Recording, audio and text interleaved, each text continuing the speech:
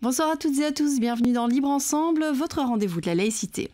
Obliger les auteurs de délits à suivre une formation plutôt que de les envoyer en prison, c'est le principe de la justice restauratrice. Une justice plus humaine qui vise à restaurer notamment le lien entre l'auteur et la société. Une justice qui mise aussi sur l'avenir.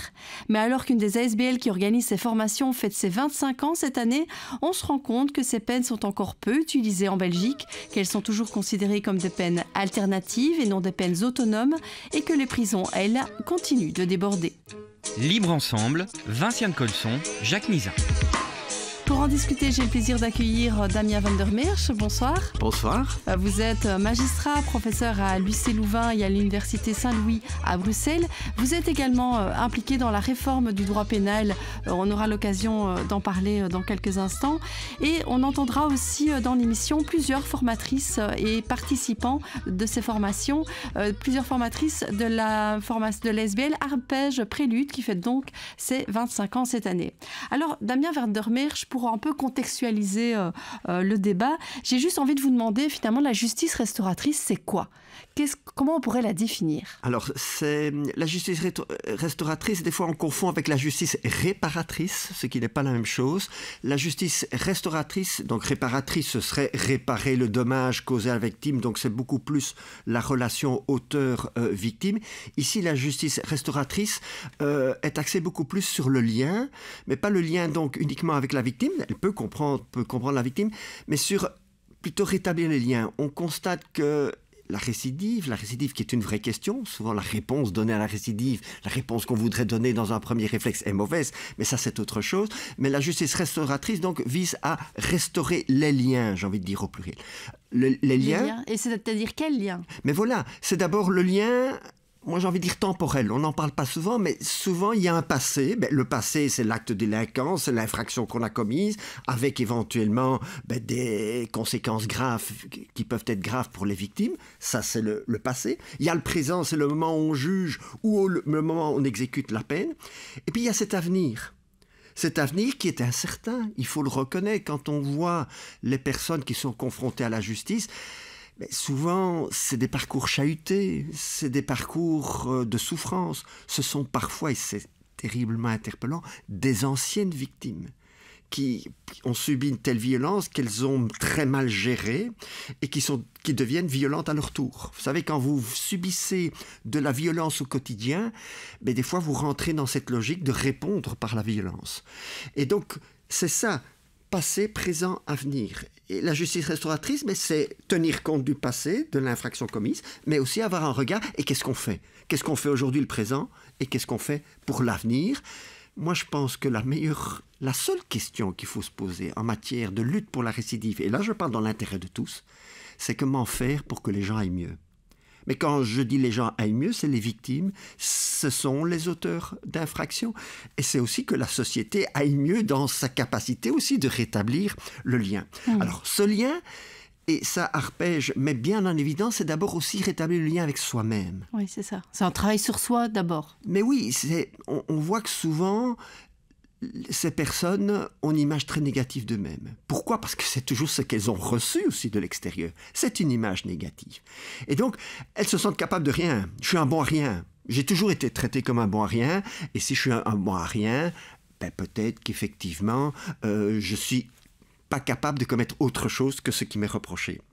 Alors, je vais vous citer un petit exemple qu'on a eu en peine de travail. Je me souviens d'un exemple de peine de travail. Un jeune majeur, puisqu'il a eu une peine de travail de 300 heures, il avait 19 ans, quelque chose comme ça. Et il a une peine de travail qu'il doit exécuter auprès d'une commune. Une peine de travail s'exécute uniquement auprès d'ASBL ou d'organismes publics. Vous savez, on critique souvent les fonctionnaires, mais c'est pour dire le lien. On critique souvent un fonctionnaire en disant ouais, eh bien, ces fonctionnaires l'accueillent, c'était le service voirie, un peu nettoyage, enfin comme on peut concevoir. Et voilà que ces fonctionnaires, qu'on qualifie de fonctionnaires, mais qui sont des gens, se prennent d'amitié pour ce petit jeune. Et ça se passe très bien. Ça se passe très bien au point qu'à la fin, on dit « Oh, c'est dommage, ta peine est finie. » Ta peine est finie. Et le jeune a cette parole, je trouve terriblement interpellante. C'est la première fois que je me suis senti utile à quelque chose. Vous vous rendez compte, il a 19 ans. Attention, il a été à l'école, il a été tout ça. Eh bien, il a fallu attendre qu'il commette une infraction, qu'il soit puni, qu'il ait une peine, pour qu'ils se sentent utiles à quelque chose qui n'est pas la fonction de la peine finalement, mais qui montre peut-être ce travail, parce que ça c'est aussi de la justice restauratrice, la peine de travail, c'est de dire faisons autre chose. C'est pas la prison qui se serait sentie utile à quelque chose.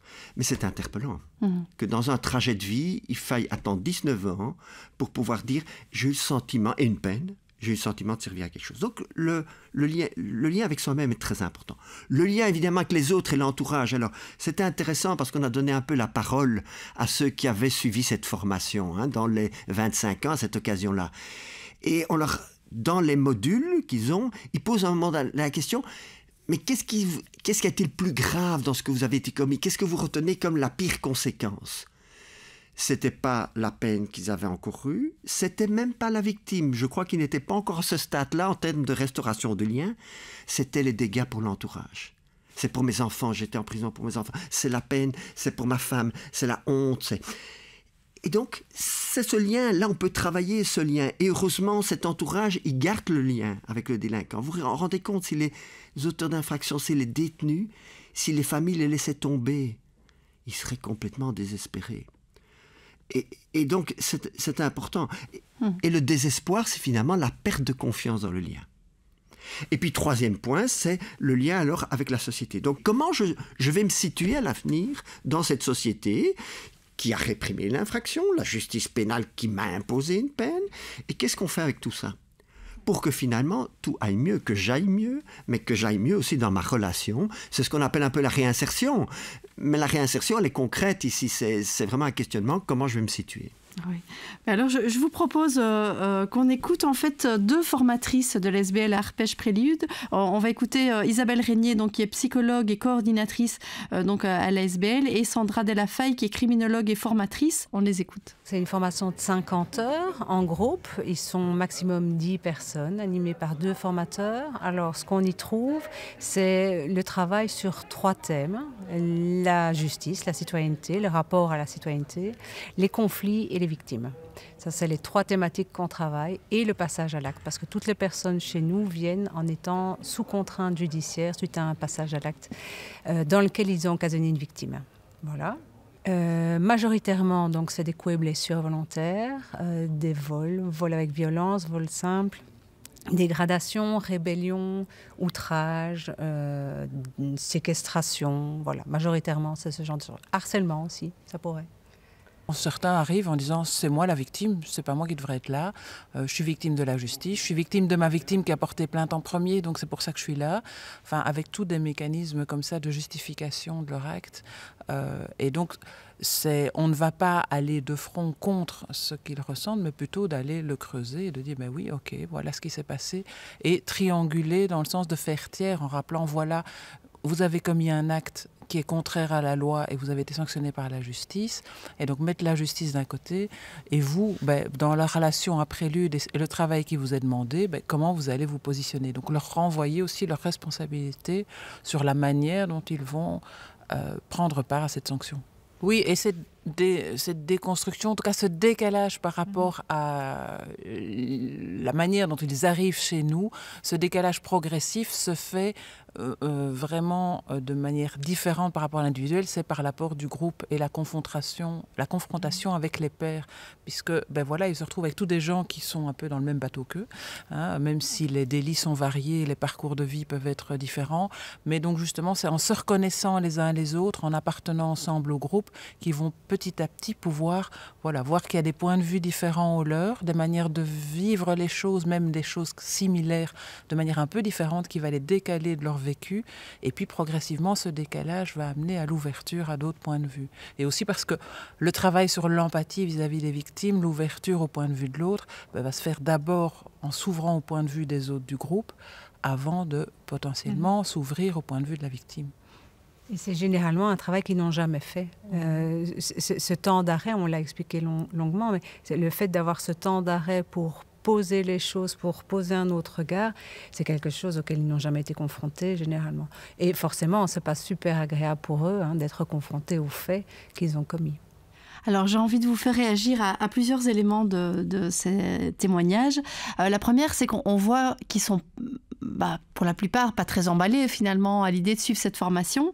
Ça montre quoi? Ça montre que c'est quand même une vraie sanction et que c'est pas une formation en développement personnel, par exemple. Mais oui, ils sont pas volontaires au départ. D'ailleurs, on a bien parlé que c'est une contrainte. Attention, c'est une peine, souvent. Hein. Ça peut être une peine, une peine de probation. C'est souvent dans ce cadre-là, ou un sursis probatoire. Mais on est vraiment dans un schéma de droit pénal et de peine.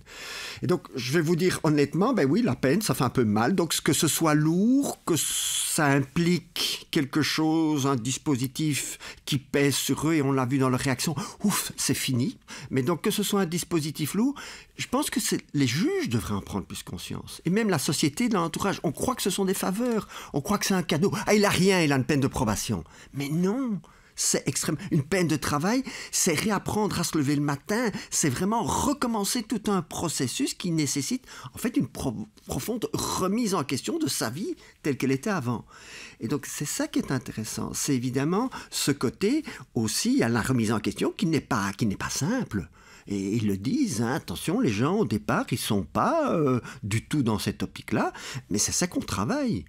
Et donc, je pense que voilà, que ce soit précisément assez lourd, c'est un message que doivent recevoir les juges, mais que les intéressés montrent que c'est une peine et qu'il y a quelque chose qui se passe aussi. Que voilà, on les oblige. Il y a un vrai travail qui se fait. Voilà, il y a un travail qui se fait et qui n'est pas neutre, qui n'est pas simple, mais qui va permettre peut-être des changements intéressants. Alors, il y avait un autre élément qui était dit dans l'interview, elle parle de temps d'arrêt. Un temps d'arrêt, alors c'est assez paradoxal parce que souvent on dit que la prison, c'est un temps d'arrêt. Voilà, il ne se passe rien en prison, c'est un temps d'arrêt. Alors pour vous, est-ce que la prison est plus ou moins un temps d'arrêt qu'une formation arpège-prélude, par exemple? Ah, maintenant, c'est tout à fait différent, évidemment. Enfin, pour moi, je parle pour la prison du temps perdu. La personne subit sa peine, elle est 23 heures sur 24 en cellule, c'est quand même le sort de la majorité des détenus, parce qu'il n'y a pas toujours de travail, il n'y a pas toujours des formations, il y a très peu qui se passe en prison, ou plutôt rien. Tout, ils sont complètement déresponsabilisés, tout est décidé pour eux. Donc, on les déresponsabilise complètement, et puis après on dit, plan de réinsertion, vous devez vous prendre complètement en main, alors qu'on vient de faire tout le contraire, on s'est occupé de tout. Les heures de repas, le contenu du repas, tout est réglementé. En fait, je préfère, donc, ça c'est du temps perdu. Ici, j'aime bien le terme en fait temps mort, comme on l'appelle dans le sport. Vous savez, le temps mort, c'est attention, on est en train de perdre, ça se passe bien, l'équipe ne fonctionne plus tellement bien, on va faire un temps mort où l'entraîneur, le coach, va commencer à dire, écoutez, là il y a des choses qui ne vont pas, et pour reprendre gagnant. Et on pourrait parler, alors le terme mort est peut-être un peu négatif, mais si on le prend au sens sportif du terme, là je serais assez d'accord en disant, il y a d'un côté un temps perdu, un temps où on n'avance pas, ou même on recule, et là c'est un temps mort dans le sens où c'est un temps qu'on va valoriser pour dire, on va faire le point. Qu'est-ce qui fonctionne, qu'est-ce qui dysfonctionne? Et pour repartir gagnant. Hein, le but d'un temps mort en basket, c'est pour, rebooster l'équipe et pour gagner. Et donc ça, si c'est compris comme ça, moi j'y crois tout à fait, oui. Alors on l'a dit, cette ASBL, elle fête ses 25 ans et pourtant ces formations, elles existent, elles se développent. La ASBL disait qu'évidemment le nombre de participants augmente chaque année, mais tous les juges ne font pas appel à ces peines. On considère ça encore comme des peines alternatives, pas vraiment des peines autonomes. Ça veut dire quoi? Ça veut dire qu'on n'a pas assez sensibilisé les juges à l'importance de ces peines, de cette justice restauratrice, ou on considère que ça ne fonctionne pas assez? C'est quoi le problème? Je crois que le problème est plus général, c'est la vision qu'on a de la justice pénale. Je crois qu'on a une vision rétributive, c'est-à-dire qu'on a peur de l'impunité. On peut quand même pas rien, il faut réagir, et d'ailleurs c'est souvent notre réflexe premier, face à des situations interpellantes, face à des crimes qui défraient les violences familiales, par exemple, les violences, il faut réagir, et quand on pense réagir, on pense premier réflexe pénal, prison. Au lieu de dire, oui, il faut réagir, mais comment pour que ça aille mieux plutôt que moins bien après. Et donc, c'est d'abord cette première démarche, c'est de dire quelle est la vision qu'on donne. Si la première vision, c'est il faut d'abord punir. Punir, et souvent c'est bête et méchant quand c'est la prison, je ne veux pas dire, mais on n'avance pas. Mais aussi, on a de plus en plus la dimension de sécurité. Le délinquant est perçu comme quelqu'un de dangereux, de dangereux, et donc on dangereux, il l'a démontré, mais surtout de potentiellement dangereux. Et donc il faut contrôler, c'est ce qu'on appelle un peu la défense sociale. Mais le terme défense sociale dit, on est appelé à se défendre contre quelqu'un. Et donc le délinquant est perçu, est finalement placé dans une position de dangereux d'ennemi. Alors évidemment, si vous faites l'approche en termes de quelqu'un dont il faut se méfier comme ennemi, on est très loin de l'optique du rétablissement du lien.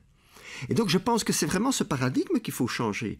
On est pour le moment trop souvent dans une chaîne pénale, où il y a la détention préventive, juge d'instruction, l'enquête, détention préventive, puis le jugement, et puis l'exécution de la peine, et puis etc., sans du tout avoir une approche, ce qu'on appelle systémique, c'est parler d'un...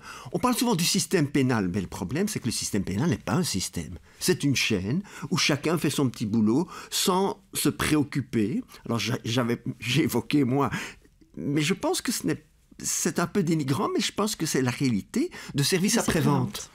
Que l'exécution des peines, que l'ASBL prélude, que les maisons de justice assurent un service après-vente, c'est-à-dire l'exécution des peines. Et que le juge, lui, n'assure pas ce service après-vente ? Il s'en désintéresse, c'est ça surtout. Il ne sait pas ce qui se passe. Or, dans un système, il devrait se préoccuper. Alors, ce n'est pas un reproche, c'est qu'on est dans une chaîne pénale linéaire, au lieu d'avoir une approche systémique. Si les juges avaient beaucoup plus conscience de ce qu'implique la prison, s'ils allaient plus souvent en prison, pas comme détenus bien entendu, mais simplement voir comment ça se passe. Les juges d'instruction le font, parce qu'il y a une obligation légale. Ou en tout cas, normalement, ils doivent aller une fois par mois. Ils font peut-être des relèves, mais ils savent encore ce que c'est la prison. Mais les juges correctionnels, et on peut comprendre, ils sont pris aussi par l'arriéré judiciaire, par tout le volume de travail. Mais si chacun s'enferme dans sa bulle, on reste dans du linéaire. On va réécouter Isabelle Régnier et Sandra Delafaye, qui donc sont toutes les deux formatrices à la SBL Arpège Prélude. Et on écoutera aussi Pierre. Pierre, lui, il a participé à une de ces formations. Il a été interviewé par Ambre Ciselet pour son podcast Murmure, que je vous conseille très vivement. Et alors, on va écouter les deux et on va voir vraiment ce que ça peut apporter à toute une série de personnes. C'est un peu une auberge espagnole, cette formation. C'est-à-dire qu'on va travailler toute une série de choses et donc les acquis ou ce qui va les marquer va être différent en fonction du parcours de chacun. Pour beaucoup, il y a l'expérience de groupe qui clairement est une expérience qui vient réparer pas mal de choses. La première fois qu'ils vont jusqu'au bout d'un processus en groupe, d'un processus tout court, où voilà, ça n'a pas été simple, mais ils y arrivent. Donc pour beaucoup, cette expérience de groupe constructive est ce qui va marquer. Pour d'autres, c'est tout le parcours qu'ils auront fait sur eux-mêmes. C'est la prise en compte de leur chemin, de ce qui les a amenés à commettre les faits et des conséquences. Donc c'est vraiment plus ce travail sur la gestion des conflits qui va être impactante. Oui. Un soulagement aussi d'avoir une contrainte judiciaire qui est levée. Donc pour certains, voilà, c'est en médiation pénale, par exemple, souvent c'est la dernière mesure ou la seule mesure, donc ça veut dire que le dossier va être clôturé définitivement, ce qui est un grand soulagement.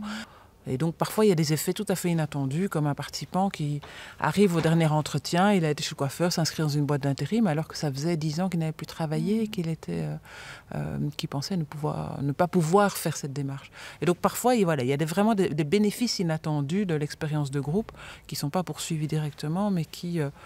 à relancer quelque part des compétences, à entrer en contact avec l'autre et à se remettre un peu debout, reprendre un peu confiance en soi. Alors, je pense qu'ils sont contents quand ça se termine. Et nous, notre mandat s'arrête là. Et donc, non, on serait très heureux que des recherches puissent se mettre en place pour justement explorer un petit peu l'impact de cette formation à plus long terme. C'est surtout dans le processus de clôture où plusieurs vont dire oui, en fait, ce soir-là, j'ai réagi différemment. J'ai pensé à vous. J'avais la petite dame de prélude qui était là dans ma tête et j'ai pas fait comme j'aurais fait d'habitude. Ou j'ai pris un temps, j'ai réfléchi, j'ai respiré, puis je suis partie. Ce genre de choses. Donc, ils peuvent nous en faire le feedback en fin de formation, même au terme de la formation, mais on n'a pas de retour à plus long terme, malheureusement. Prélude m'a aidé et m'a amené jusqu'ici. Ça fait partie du grand parcours et c'est une expérience qui m'a beaucoup marqué, qui m'a apporté beaucoup, un grand plus dans ma vie. Et ce genre d'alternative, pour moi, faudrait plus viser là-dessus que parfois de condamner sans apporter un soutien ou une aide qui pourrait changer une personne. En fait, c'est ça. Il y a peut-être un côté un peu plus social qu'il devrait avoir dans la justice qu'il n'y a pas. C'est écrit noir sur blanc, tu voles, il y a un chiffre derrière, 5 ans, 2 ans, 3 ans par rapport aux faits. La seule chose à faire, c'est peut-être que de regarder le problème à sa racine. Chacun a un parcours différent. Cette personne a volé, c'est pourquoi il a peut-être un souci financier. Il faudrait peut-être l'aider à s'en sortir financièrement, c'est-à-dire lui apprendre à se débrouiller. Ouais, comme on dit, apprends-moi à pêcher. Ça revient un peu à ça. Il faut donner une chance à tout le monde, en fait. Il faut donner une chance, parce que moi, aujourd'hui, si j'aurais été en prison, j'aurais servi à quoi? Aujourd'hui, je contribue aussi pour cette société. Aujourd'hui, je travaille, Aujourd'hui, quand je vois qu'on est en train d'arranger les routes, je sais que j'y ai contribué, comme tout citoyen belge. J'ai contribué à ça, grâce à mes efforts, donc je fais partie de cette société. Mais si cette société m'avait pas donné cette chance un jour de pouvoir faire mes preuves, tout simplement, il faut du temps pour bâtir un homme, pour en faire un homme. Et il m'a fallu du temps, donc j'ai trébuché, comme on peut le dire. Je suis tombé, j'ai eu des moments de faiblesse, mais justement c'est le fait d'avoir une chance, une seconde chance, peut-être même une troisième chance, qui a fait qu'aujourd'hui, je suis devenu aussi un élément nécessaire à cette société. Alors Damien Van der Meersch, une réaction par rapport à ce témoignage de Pierre, donc interrogé dans le cadre du podcast Murmure. C'est plein de bon sens. C'est plein de bon sens. Il dit bien mieux ce que je voudrais dire. Et là, on doit... Alors, on parlait de feedback, qu'eux ne savent pas ce qui... Après, hein? Mais je pense pour les juges, c'est ça qu'on devrait entendre aussi. C'est dire cette question... Enfin, moi, je trouve le terme « chance ». Eh bien, il se traduit autrement souvent dans les discours. C'est le risque de récidive. Alors, par rapport au risque de récidive, souvent... On pose la question, est-ce qu'il risque de recommencer? Si l'on veut être honnête, aujourd'hui, sans peut-être évidemment tout ce travail, on doit répondre oui. Mais on pourrait poser la même question autrement. Est-ce qu'il risque de ne pas recommencer? Et là, très honnêtement, on répondrait, mais oui. Et d'ailleurs, ça devient une chance. En français, ce n'est plus un risque, c'est une chance. Et c'est là qu'il y a peut-être la question qu'il faut inverser. C'est dire, est-ce qu'il risque de recommencer? Mais oui, il y a un parcours chahuté, mais oui, il y a un pronostic, mais oui, il y a l'infraction commise. Le risque des récidives, mais évidemment qu'il existe. Mais c'est pour ça qu'il faut travailler. S'il n'existait pas, on en veut dire qu'il ne vienne même pas au pénal. Donc le risque de récidive est une vraie question, mais c'est la réponse qu'on donne. Est-ce qu'il existe une chance qu'il ne recommence pas? C'est sur ça qu'il faut miser, c'est sur ça le positif qu'il faut viser. Si on prévoit déjà qu'il va recommencer, on reste dans la logique alors du cercle vicieux qui se réduit évidemment à l'emprisonnement en prison. Mais est-ce que c'est efficace? Alors efficace, c'est pas le bon terme, mais est-ce qu'on peut utiliser ce type de justice restauratrice pour toutes les infractions, pour tous les délits, où il y a quand même des choses où là on peut se dire non, c'est trop illusoire, c'est trop bisounours, entre guillemets, de croire que ça va fonctionner. Mais c'est souvent ce qu'on dit, c'est vraiment la question qu'on se pose dans la réforme du code pénal, c'est de dire quelle est la réponse pénale adéquate. Alors oui, dans le code pénal, on est, c'est pas qu'on le souhaite, on a maintenu la peine d'emprisonnement et des peines même très longues. Ce qu'on a voulu, c'est la flexibilité, c'est-à-dire permettre la réponse qui se justifie. Alors, vous avez entendu, c'est pas tout à fait des faits bénins par rapport au phénomène qu'on dénonce aujourd'hui, c'est les violences intrafamiliales. C'est vraiment quelque chose de terriblement interpellant et grave. Mais il faut avouer qu'on n'en sort pas, on a beau les dénoncer, mais pour le moment, on n'a pas l'impression qu'elles diminuent. Les féminicides, on entend, moi je ne vous cache pas que c'est un phénomène qui existait. Enfin, on donne le bon terme, peut-être la bonne dénomination. Mais on les visibilise plus, mais ils existent toujours. Mais oui, mais ça commence au traitement dégradant. Pour moi, c'est là que ça commence. On qualifie rarement ces phénomènes précieux. On parle dès qu'il y a de la violence, qu'il y a des coups et blessures, oui. On a le harcèlement, mais peut-être on le qualifie rarement avec le partenaire. Pour moi, ça devrait être une circonstance aggravante. Puis il y a le traitement dégradant, Tencon. T'as rien fait de nouveau, c'est dégueulasse ce que tu m'as préparé ce soir. De toute façon, moi, je te parle plus, C'est là que ça commence. Et donc, c'est toute cette chaîne-là. Mais là, quand ça commence, la prélude, la déformation peuvent être super efficaces. On n'est pas... Évidemment, quand vous avez le féminicide, j'ai envie de dire, c'est trop tard. La femme, elle est morte. Mais ça a commencé par un traitement dégradant. Ça a commencé par du harcèlement. Et c'est là qu'il faut faire le travail. Alors, vous savez, le harcèlement, il faut travailler. Alors, des fois, on a des gens, mais oui, ou c'est psychiatrique. Ben oui, il faut alors une réponse plus de cet ordre-là. Mais on a du harcèlement qui est vraiment de l'ordre du lien pervers, du lien mal établi. Et donc, là, je pense vraiment qu'on peut travailler, mais à un stade, évidemment, beaucoup plus précoce. Quand on est, évidemment, aux formes extrêmes, on se sent honnêtement un peu plutôt démuni, mais peut-être parce qu'on a raté, il a dit la chance, hein. On a raté peut-être les chances, mais c'est des chances aussi pour une société. C'est une réponse différente que l'emprisonnement. Je pense que tant qu'on reste dans du harcèlement, dans tout ça, dans des réponses purement emprisonnement, oui, on neutralise pendant un certain temps. Et après? Après, c'est vraiment le plus gros point d'interrogation et inquiétant. Si c'est après une formation prélude, je vous dis que je suis beaucoup plus optimiste. Ça ne veut pas dire que ça marche à tous les coups. Je crois qu'il faut la flexibilité. Mais ce qu'il faut faire attention, c'est qu'évidemment, dans toutes ces peines autonomes, qu'elles ne viennent pas en plus de l'emprisonnement, qu'elles viennent à la place. Parce que c'est le cas un peu aujourd'hui. Que c'est en plus de l'emprisonnement. On a l'impression que ça se développe, et tant mieux, mais que ça se développe pour des cas où on n'aurait pas eu recours à la prison. Donc, de nouveau, quel travail veut-on faire? Mais de nouveau, c'est toujours la question, comment faire pour que les gens aillent mieux? Que les gens aillent mieux. Alors, des fois, c'est passer par la case prison et une libération conditionnelle, dans lequel éventuellement une formation peut être envisagée. Attention, ça peut être ce type de formation peut être un stade après prison, mais ça peut être aussi une peine de probation où on ne passe pas par la case prison. Ça peut être un sursis probatoire où on a l'épée de Damoclès de la prison. Ça peut être, c'est évoqué, une médiation pénale où on passe même pas devant le juge. Donc, ce sont toutes ces chances, mais qui doivent... On constate que ça doit se situer fort en amont. Quand c'est en aval, la violence, si on est dans la spirale de la violence, oui, elle peut mener à des drames. Et quand c'est un drame, c'est trop tard pour la victime, mais pour la justice, c'est aussi, ça vient très très tard et des fois trop tard. D'ailleurs, c'était une des réflexions même dans les justiciables, mais moi je trouve que c'est super intéressant de les écouter. C'est ça quand on dit feedback. Si simplement ce feedback pouvait percoler, aller jusqu'au juge, ce serait intéressant parce que c'est pas toujours négatif, hein. En disant c'est trop tard, ça veut dire au juge, utilisez ça même plutôt davantage. Oui, j'aurais dû avoir ça plus tôt. Voilà. Alors, moi j'ai été frappé par une phrase, n'écrasez pas mon avenir. Donc la question qui était posée donc, dans toutes ces prises de parole des personnes qui avaient suivi la formation, c'est que diriez-vous à votre juge? Un message terrible, n'écrasez pas mon avenir. Ça veut dire que si vous écrasez mon avenir, tout est perdu pour vous et pour moi. Et que peut-être à travers ça, on n'écrase pas l'avenir. Par contre, la prison, on écrase quand même un peu l'avenir. Hein.